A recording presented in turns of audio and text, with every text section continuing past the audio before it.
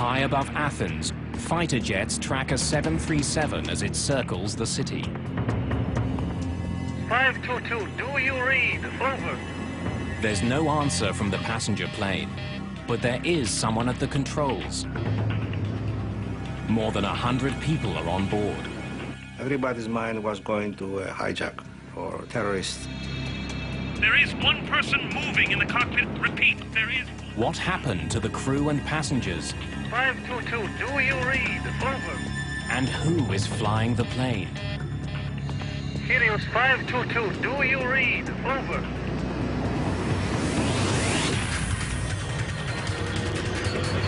Mayday, mayday.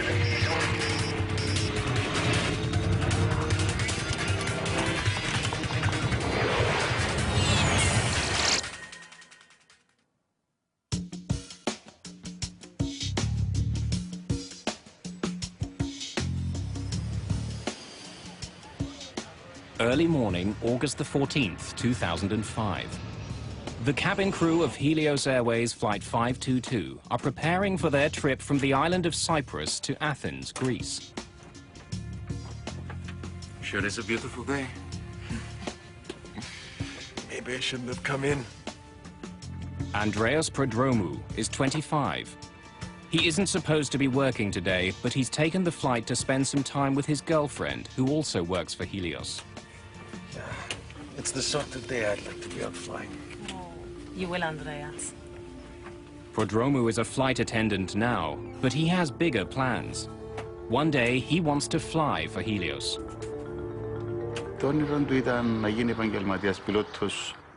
His dream was to become a professional pilot. Personally, I wanted him to stay in the family business. We often talked about this. We've got company. Stay warm at the back. I will.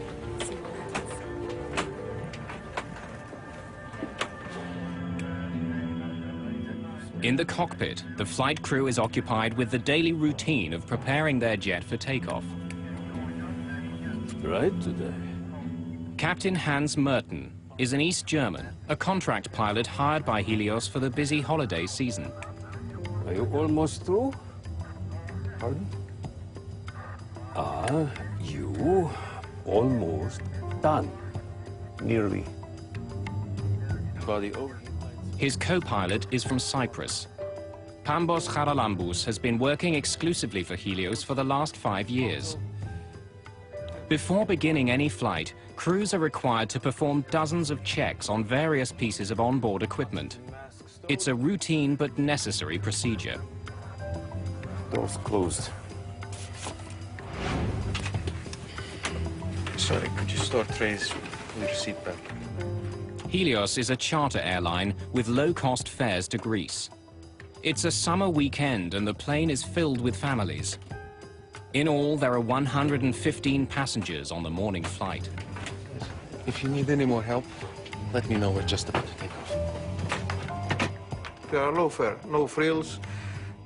They don't even serve you refreshments during small sorts of flights. But they offer another possibility for the budget-minded traveler. Paros Dimitriou and Maria Rikou are traveling to the Greek island of Patros. They've just got engaged. They booked this holiday a month or more than a month ago. It was like a honeymoon for them. Flight attendants, please take your seats. Prepare, take off.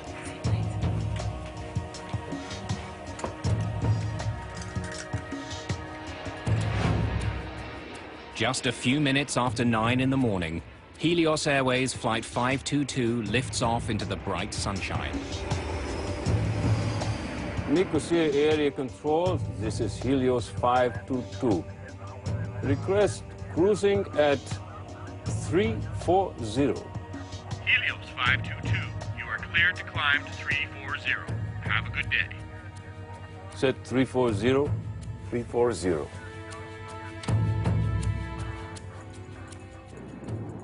Minutes into the flight, the plane is still climbing towards its cruising altitude. Suddenly, an alarm blares in the cockpit. What is it? The takeoff config warning? The flight crew is confused. The takeoff configuration alarm normally only sounds on the ground. It tells pilots their jet isn't ready for takeoff. The crew doesn't know why it's sounding now. Uncertain what the problem is, the captain radios the Helios Operations Center at Larnaca Airport back in Cyprus. Operations, this is Flight 522, over. Flight 522, what can I do for you? We have a takeoff config warning on. Pardon? Our takeoff config warning is on. I'm sure it's nothing. I'll let you know when we level off. With the first alarm still beeping in the cockpit, things become even more confusing. Their master caution alarm goes off. It could indicate that some systems on board are overheating. We now have a master caution. I'll get you an engineer. 522, just a minute.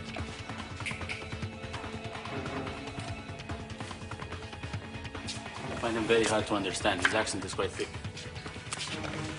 Flight 522, what can I do for you? The ventilation cooling fan lights are off. Sorry, can you repeat?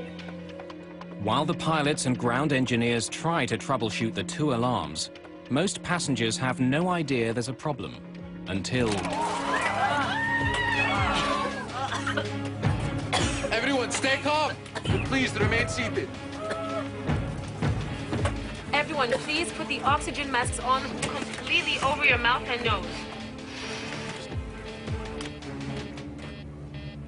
The protocol was immediately to secure yourself, grab an oxygen mask, stay in your seat. If you can help passengers without getting up, you could help them, and you should help them, but you would not risk the safety of any cabin crew member to go and help a passenger which is 5 or 6 rows further up. Their procedure would be to grab their mask, don it, and wait for the aircraft to level off or commence with the descent. No one in the cabin knows what the problem is.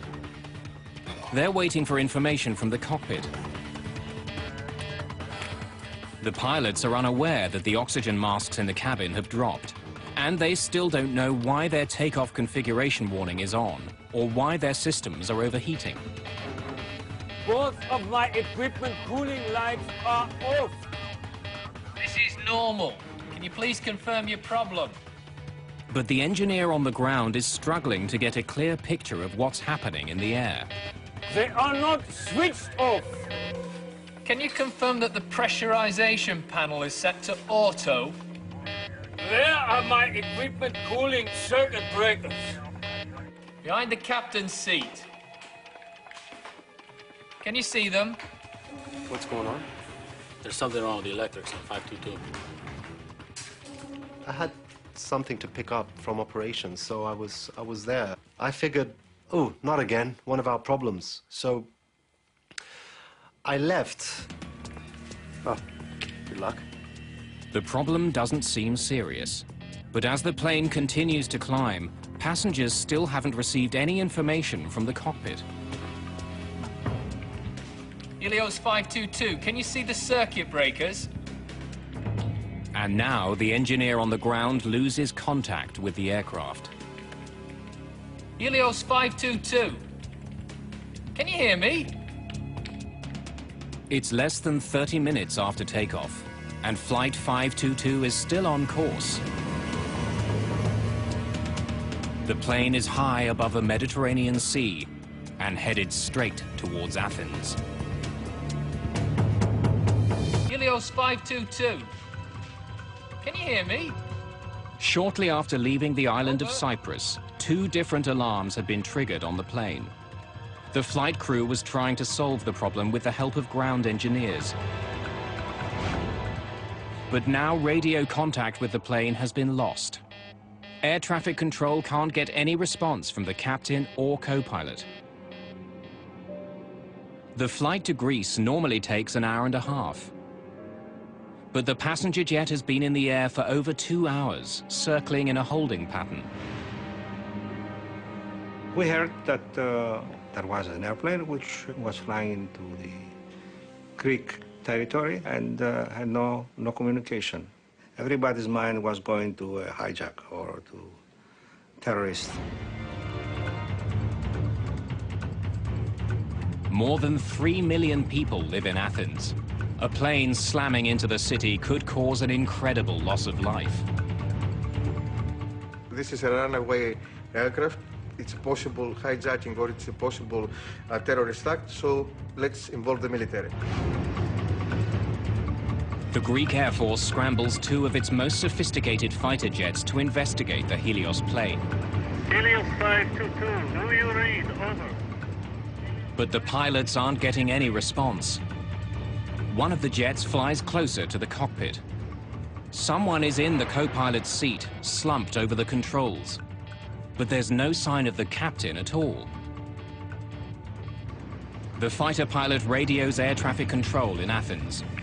Athens ACC, there is one figure in the cockpit of Helios 522. He appears non-responsive. Athens ACC, checking the cabin. He can see passengers in their seats, but none of them reacts to the presence of the jet.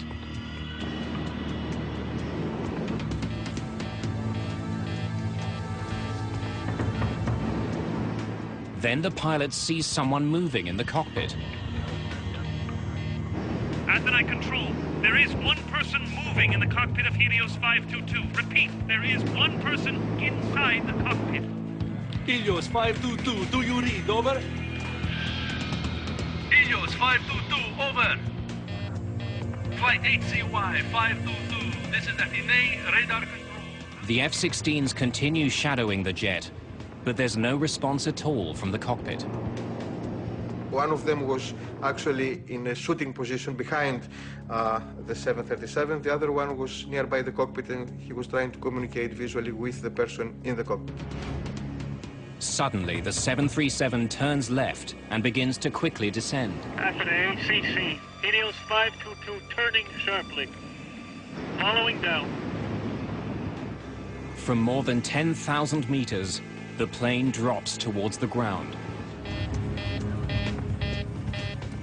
Then, 2,100 meters above the ground, the person in the captain's seat acknowledges the fighter jet for the very first time. But no words are exchanged. Neither the fighter pilot nor local air traffic control can make radio contact with the jet. Just after 12 o'clock, almost 3 hours after it took off from the island of Cyprus, Helios Flight 522 slams into the ground.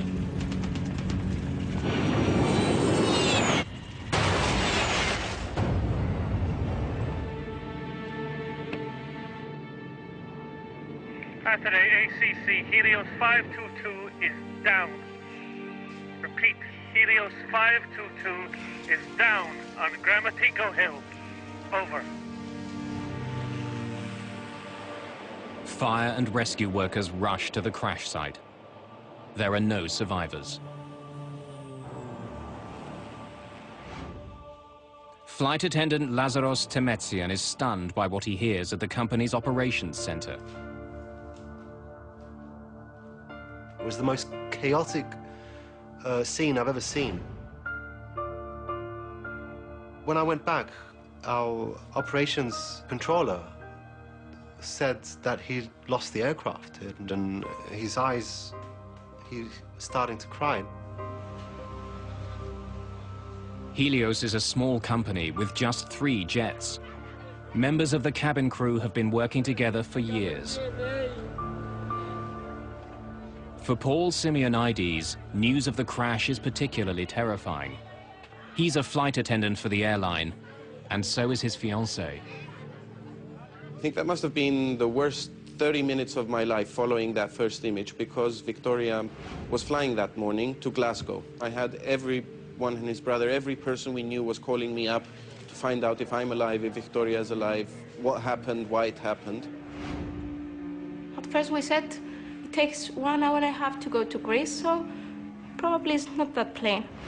And it took about 2 or 3 hours later to know that Paris and Maria was on the plane that crashed. Andreas Prodromou's father didn't know his son had been called to fill in on Flight 522. I was told that Helios aircraft was lost by radar, and air controllers couldn't contact it. I got worried. I called Andreas's phone. He always had it on, and unfortunately, he wouldn't answer. After that phone call, I felt as if the ground was pulled out from under my feet. It's the worst air crash in the history of Greece. Most of the 121 victims are from Cyprus. The small island nation declares 3 days of mourning following the crash. It's an eerie disaster. For over an hour, air traffic controllers watched the passenger jet fly in radio silence closer and closer to Athens, with no idea what was happening inside the jet. Now, piece by piece, investigators are trying to find out. So we climbed over the hill, and there we were, facing this situation, which was beyond any description. I saw a great area in front of me, which was burning. It was black. Burning, people spread, pieces of the airplane. It is a truly nightmarish sight. I hope that I never experience it again. It was terrible, just terrible. Investigators immediately start looking for the cause of the crash. In the early days, their efforts take a frustrating turn. They recover the box containing the cockpit voice recorder, but the recorder itself has been thrown clear.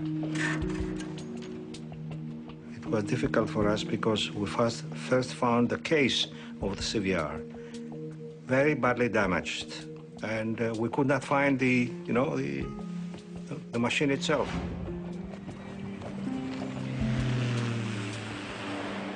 Bodies recovered from the wreckage are brought to the offices of Athens' chief coroner. Autopsies add more mystery to the case. Everyone on board the plane was alive at the time of the crash. There were scenarios at the time that they had all died in midair. But the truth,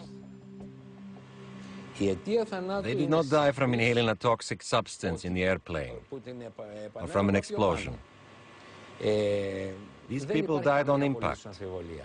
Οι άνθρωποι σκοτώθηκαν. But if the passengers were alive the entire flight, why didn't the pilot of the fighter jet see any activity inside the cabin? And who was at the controls as the jet circled over Athens? When investigators find tissue samples in the remains of the cockpit, they make a stunning discovery. The person at the controls of the plane when it crashed was flight attendant Andreas Prodromou, a last-minute addition to the cabin crew.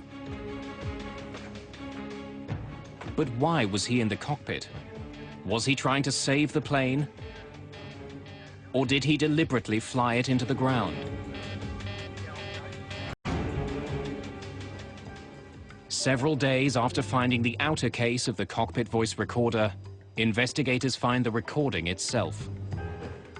When Chief Investigator Tsoulakis listens to the final moments of the flight, it answers a vital question. Mayday. This was no terrorist act. Flight 522. Prodromou was calling for help. Mayday.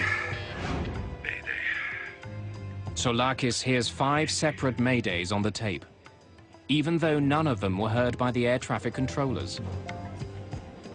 From the first moment that I saw someone in the cockpit, believe me, I was certain it was Andreas. He wasn't a coward. He knew something about planes, and he had the capacity to do something.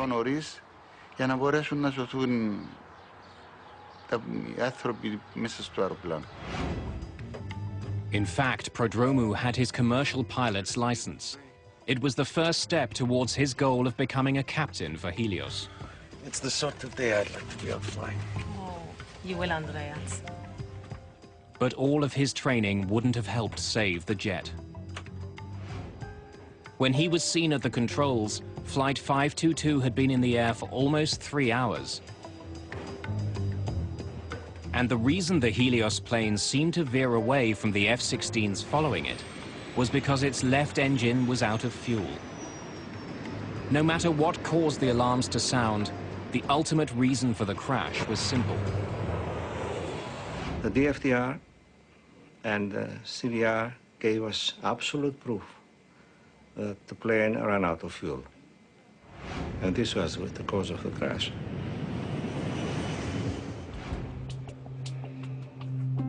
Soulakis now knows who was in the cockpit of the plane and why it crashed. But to fully understand the mystery, he needs more information.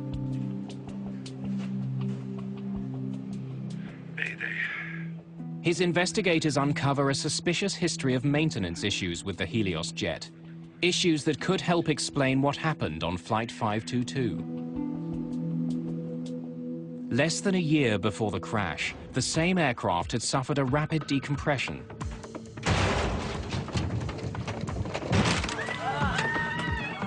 Lazaros Temetsian worked on that flight. I was in the back of the aircraft at the time. There was a loud metallic bang, a clanging sound, and the oxygen masks dropped in the cabin. Every step I was taking was difficult. It was hard to move, hard to breathe. In fact, I was starting to pant. I was panting for air. As the plane began an immediate descent to 3,300 meters, all Temetsian could do was remain strapped in and wait. Once the plane reached a safe altitude, Temetsian inspected the rear door and was shocked by what he found. I noticed that the aft service door was not fully locked. The hinges on the top and the bottom of the door were kind of displaced. I could pass my hand right through. There were no injuries, and the plane made an emergency landing, and the door was inspected. There were more recent problems as well. A Helios ground engineer tells Soulakis that on the very day of Flight 522, the 737 had another problem with its back door. When we checked the flight log for the trip, we saw that we'd have to do some unscheduled maintenance. The plane had arrived in Cyprus just after midnight on August the 14th. The cabin crew had heard loud banging noises and saw ice on the rear service door during the flight. It was scheduled to take off again just hours later. Soon after it landed, engineers began checking the problem. To make sure there's nothing wrong with the seal on the door, the engineers run a pressurization test. During normal flight, a plane's engines force air into the cabin. To ensure oxygen circulates during the trip, small valves in the rear allow some of it to leak out. A pressurized airplane essentially is sort of like a pressurized can. Well, we pressurize the airplane so that the people inside can survive the environment that the airplane likes to operate in. Switching digital pressure control unit from auto to manual. Without the jet's engines running, the engineer uses the plane's auxiliary power unit to force air into the aircraft, and the cabin is pressurized for several minutes. It's like looking for a leak in a tire. In this case, what you're having to do is pressurize the aircraft, use a barometer essentially to monitor the pressure inside, and look for leaks that way. But there's no indication any air is escaping through the back door. In this case, they felt that it was all right, and they completed the test. The entire jet seems to be in good working order. After performing a series of additional routine maintenance procedures, the engineers signed off on their technical log. Investigators are faced with a dead end. An explosive decompression could have explained the tragic events of Flight 522. If the oxygen had been suddenly sucked out of the jet, everyone on board could have been overcome. But not only did engineers check the problem, when the F-16s approached the plane near Athens, no damage was seen. There was no indication that the fuselage was punctured. Investigators are still struggling to solve the mystery. What had overcome the passengers and crew of Helios Flight 522? And why was one flight attendant apparently unaffected? The discovery of one small switch holds the key to the entire crash.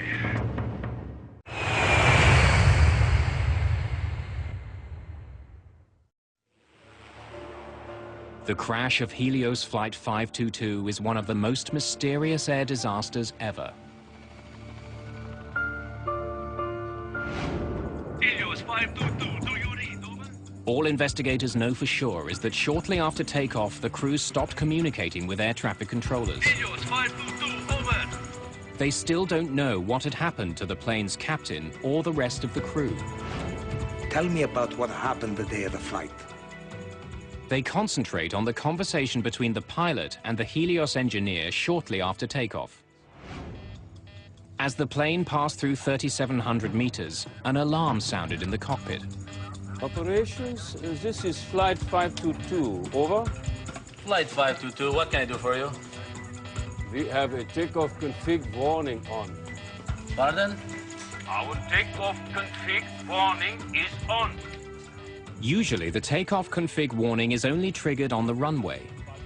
But wreckage recovered at the crash site reveals no problems with the plane's flaps, landing gear, or anything else that could trigger the alarm. So why had it sounded? Chief Investigator Akrivos Tsolakis focuses on a small control panel found in the wreckage of the ravaged jet. Are you sure this is the way it was found? It hasn't been moved at all. We were lucky. Finding this panel, which had the switch on the manual position, was a major one. The P5 pressurization panel ensures that passengers have enough air to breathe, even at high altitudes. Normally, pressurization takes place automatically. As the jet climbs, its engines force air into the plane as they power it through the sky.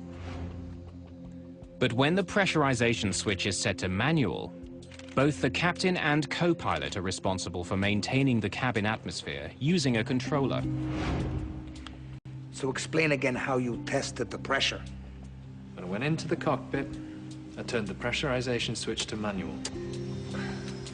Tsolakis learns that during the early morning maintenance check on Helios 522, ground engineers had turned the P5 switch to manual. That allowed them to use the onboard generators to test the pressure seals on the plane's rear door without starting the engines. When the test was over, they didn't turn the switch back to automatic.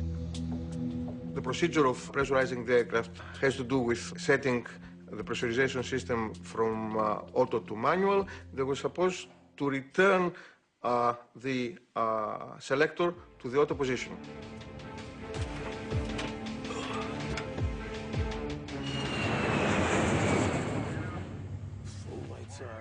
Several hours later, when the flight crew entered the cockpit, the pressurization switch was still set to manual. Lead air switches is bright today. Are you almost through? Pardon? But neither the pilot nor co-pilot saw it. As a result, after takeoff, the cabin would not pressurize automatically. And the higher Flight 522 climbed, the thinner the atmosphere became. Not turning the switch back to automatic was a deadly hidden danger. Are you sure this is the way it was found? It hasn't been moved at all. Soulakis believes this panel could be the key to the disaster. Leaving one switch on manual could have led to all the other problems the plane faced. To prove he's right, he takes an unusual step. 4 months after the disaster, he takes an Olympic Airlines 737 on the same route flown by the Helios jet. If he's right about what caused the crash, this plane should react exactly like the doomed airliner did. Make sure the P5 is set to manual.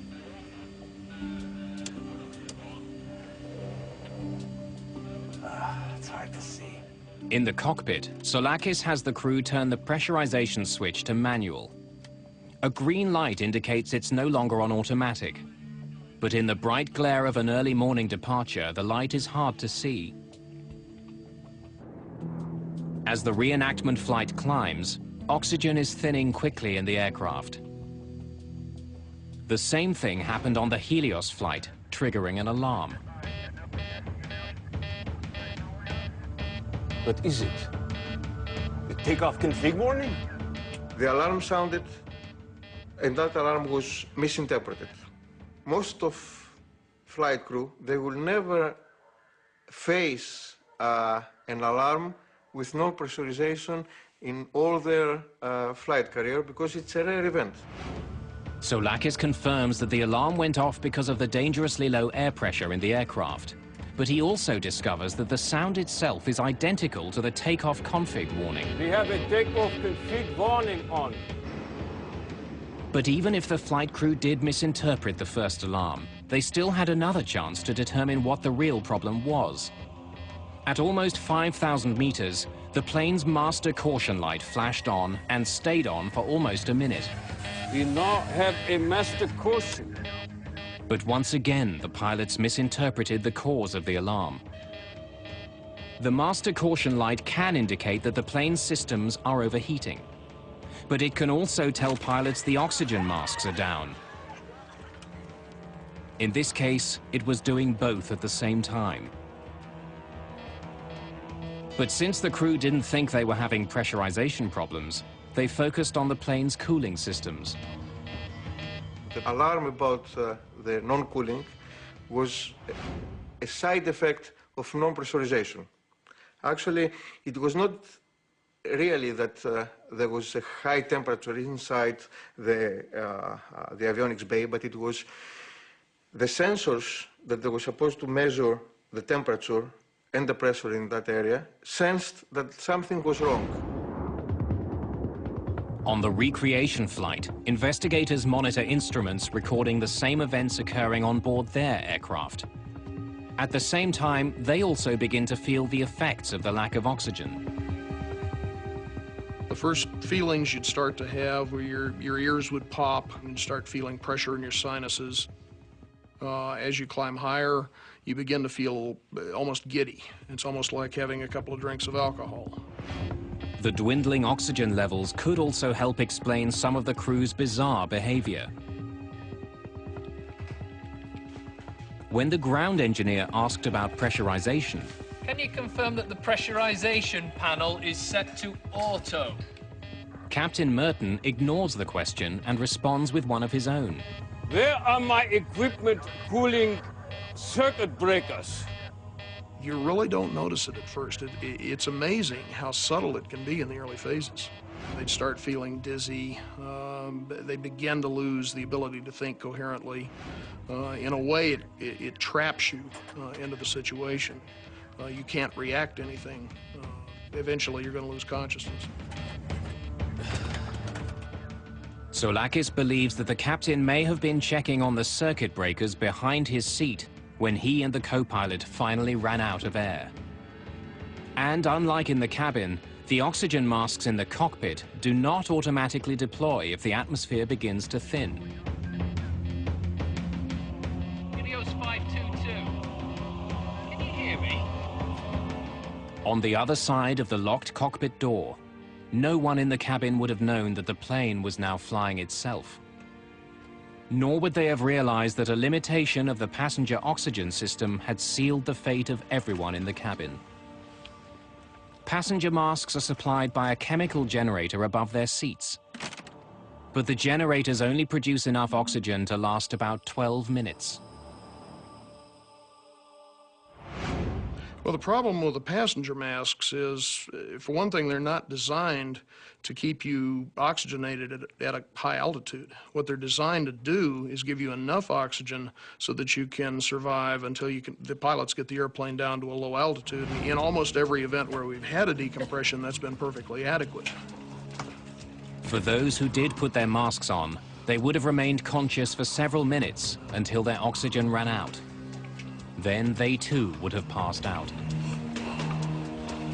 Once you get up to 34,000 feet, you're talking useful consciousness of 30 to 60 seconds. Most of the people, once the hypoxia begins to cause them to lose consciousness, they're just going to go to sleep. Without a flight crew, Helios 522 would have continued to Athens on autopilot. When the crew didn't take control, the autopilot would have put the jet in a holding pattern as it flew over the airport.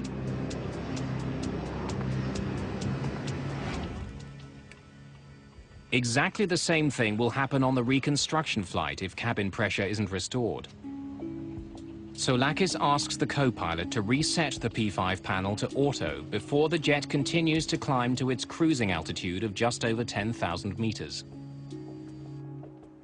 Then, as it approaches Athens, Soulakis also has an F-16 shadow the jet, performing the recreation. He wants to confirm that it was Andreas Prodromou at the controls of Flight 522 when it went down. We dressed one of our guys with the uniform of the steward, and he came in, he sat on the captain's chair, and the F-16 was looking at him. He was confirming that it was exactly what he saw on the accident plane.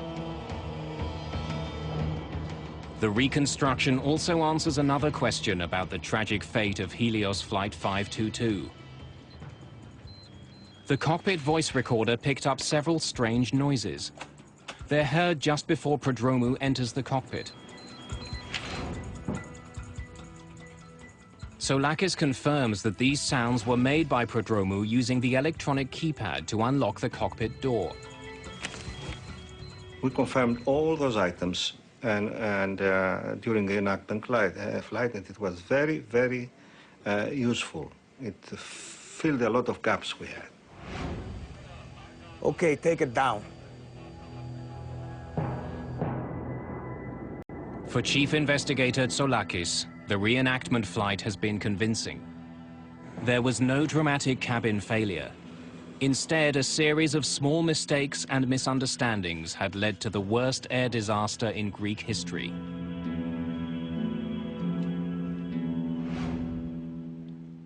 "15 months after the crash, Greek authorities released the official report on Helios Airways Flight 522. But mysteries remain. What was happening in the cabin while the doomed airplane flew towards Athens? And why was Andreas Prodromou the only one conscious at the very end?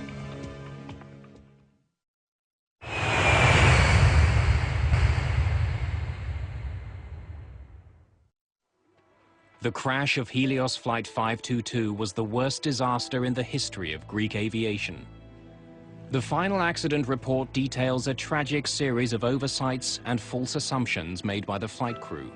But what the final report does not do is explain what happened in the cabin of the plane. What actions did the flight attendants take? And why was Andreas Prodromou still conscious after almost 3 hours? Mayday. Interviews with Helios safety instructors and crew members paint a tragic picture of what may have occurred. Everyone, please put your masks on. We're not sure what the trouble is, but remain calm and please remain seated. Prodromou was sitting at the back of the cabin. When the oxygen masks fell, he would have waited for instructions from the cockpit. The flight attendants sitting at the front of the plane would have done the same, but none of them would have waited forever.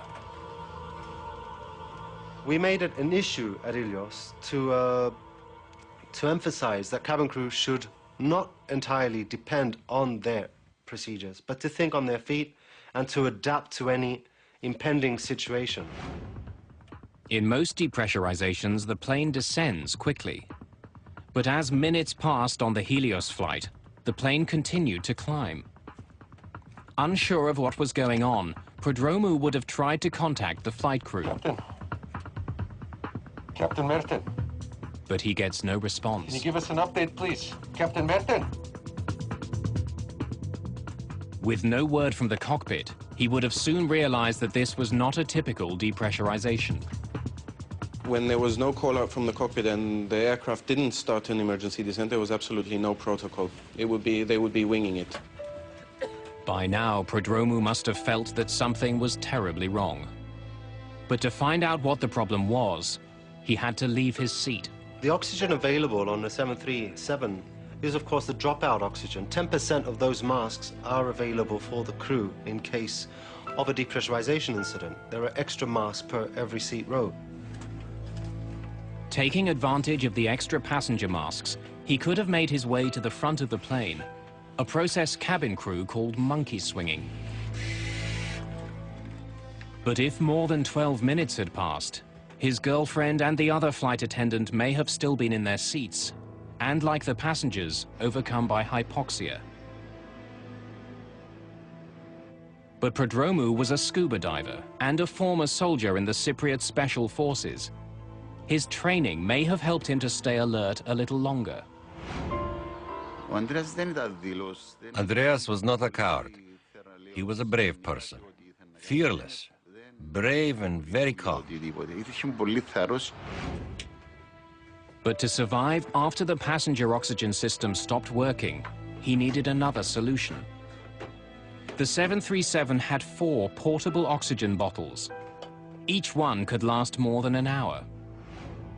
All 4 bottles were found at the crash site. 3 of them appeared to have been used. While the F-16 pilot saw Prodromou in the cockpit just before the crash, it may not have been the first time he had gone in. As he did at the end of the flight, he could have used the security code to unlock the door earlier.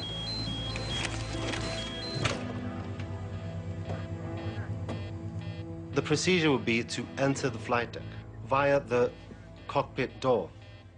Initially to bang on the door, and then, if no response is forthcoming, to enter the code and enter the flight deck. During the accident investigation, DNA was discovered on an oxygen mask in the cockpit that matched the co-pilot's. It's possible Prodromou used it to try and revive him. You can still revitalize somebody for quite an extended period of time if you get to them before major brain damage is set in. And that's somewhat a variable situation depending on the person, depending on how long they're exposed to a high altitude. But if he was in the cockpit earlier, why did he leave? No one will ever know. Probably was a little bit disoriented, a little bit confused. He's reacting a lot slower than he normally would. What was his state of mind? What was his physical condition? We think that he knew what was really the problem, but is that the real situation? It's a real question. After 3 hours in the air, everyone who didn't have bottled oxygen would have been unconscious. As it approached Athens, Flight 522 was now a ghost plane.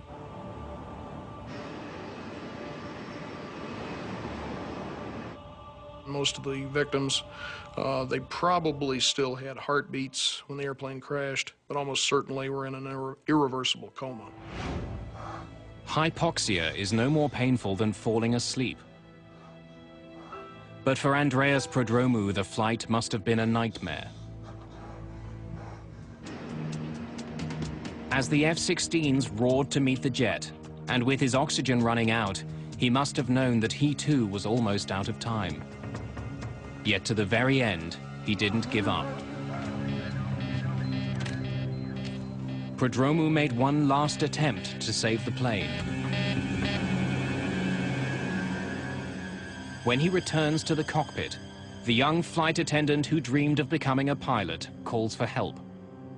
But no one can hear him, probably because the radio was still tuned to Larnaca, the airport on Cyprus where the flight had taken off.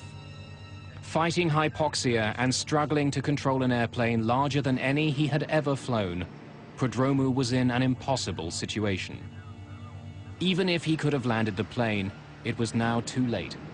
Flight 522 was out of time and fuel.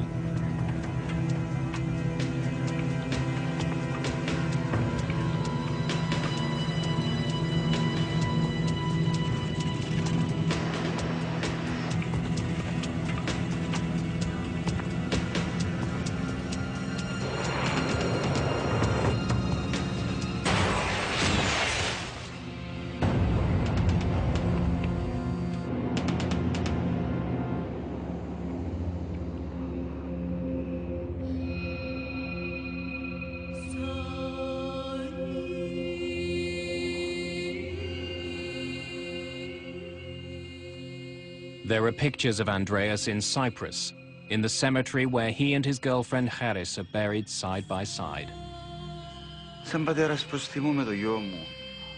As his father, my son is in front of me. Wherever I go, he's always there.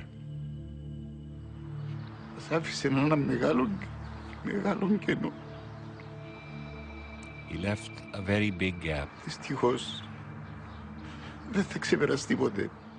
We will never get over it. There are pictures in Greece, too.